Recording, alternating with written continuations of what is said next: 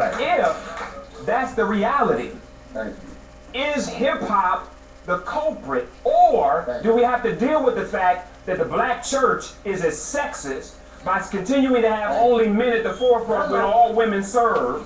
Is civil rights as sexist when black men were the spokespersons but women did all the work? And hip-hop inherited that sexism and misogyny. Come on. That's the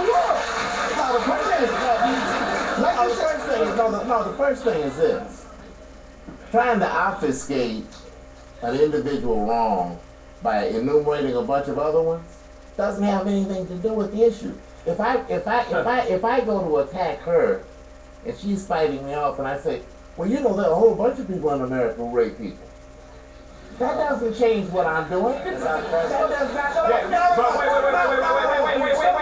Wait. That individual responsible instead of holding the whole culture. Right, now let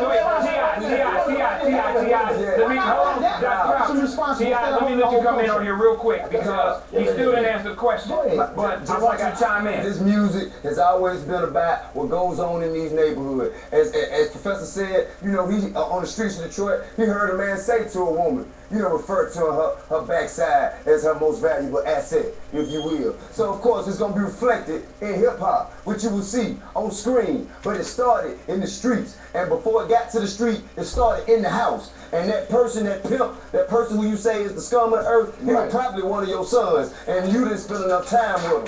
So that's probably what the problem is.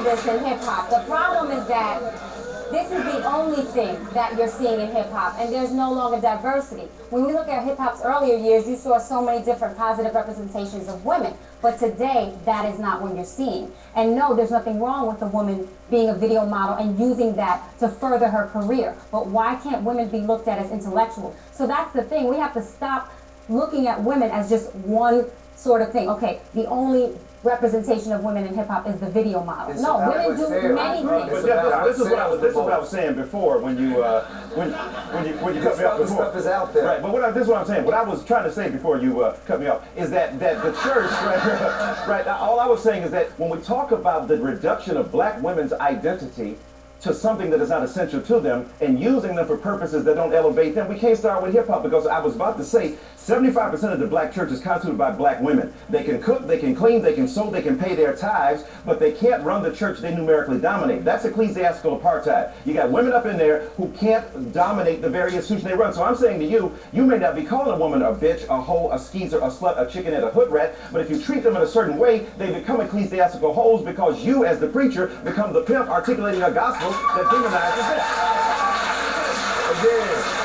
In part, and just as she said, not earlier on in hip-hop, as she said from early on in hip-hop, there's still so many different types of diversified forms of hip-hop that are out there. But you know what? They don't see the light of day. You know why? Because the people don't buy it. You know why? Because the standards are set there in the home. But can I challenge that? When that 2 Live Crew come out and go triple platinum, and then you have Brand Nubian who only sold 300,000 that year, you know what I'm saying? That just says what America wants to hear. Don't blame us for selling it, blame them for buying it. Because you know what hip-hop is? Hip-hop is a mirror.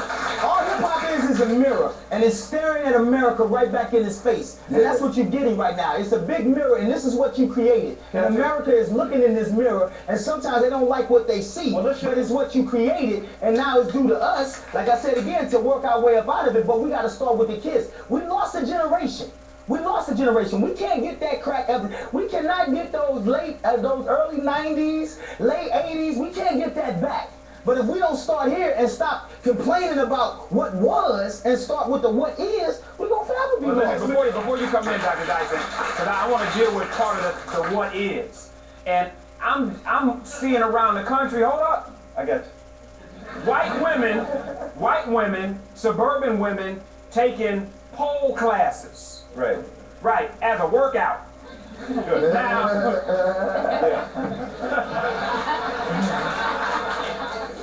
how do we find ourselves in a place that hip-hop in many cases glamorized strippers Right. to the place where it's become acceptable in areas where traditionally it would have been put away. Well, you made a very interesting point. You say glamorize. It didn't create it, glamorize it, glorifies it. That's one thing. Glorification and glamorization are, in one sense, an excessive concentration on something that's pre-existing, so they didn't create it. That's very important to say. And usually it's the extension of black male crotch or white male crotch.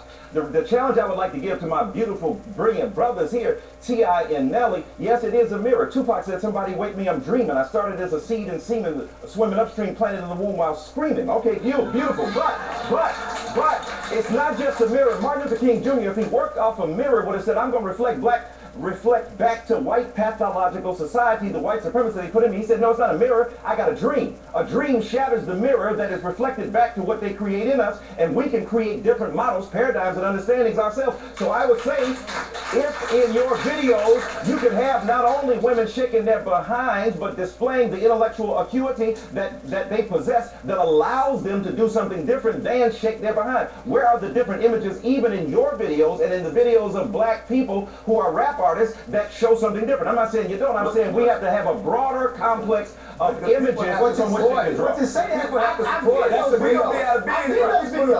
If we put a bunch of school teachers in suit jackets and long skirts in that video, and BET say, "What is this? We can't play this."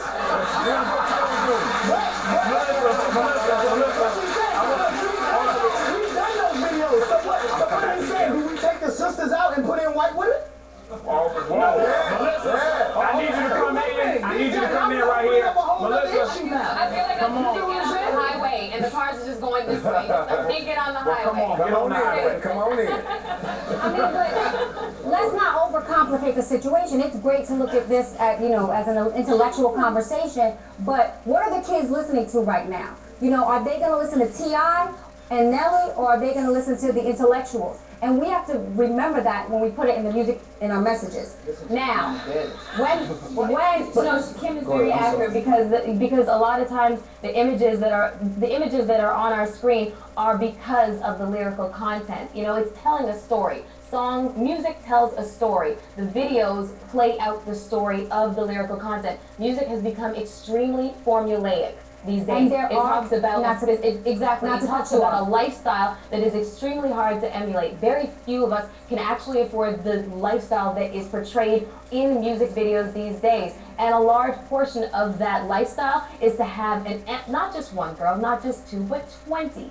And that lends credibility to this, to the virality of men, the stamina of the rap star. You know what I'm saying? And what you're dealing with is, here's the point we're not dealing with. We're talking about gender. It's not just about women. It's about men. Why are the narrow, emaciated, famished perceptions of men reduced to what we can do with our crotch and what we can do with our cash?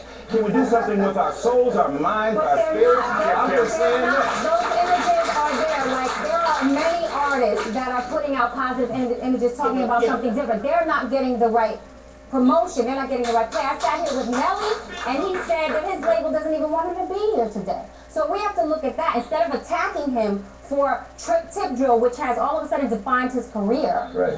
Yeah, but that's what happened. Embrace the fact that he's here talking about it.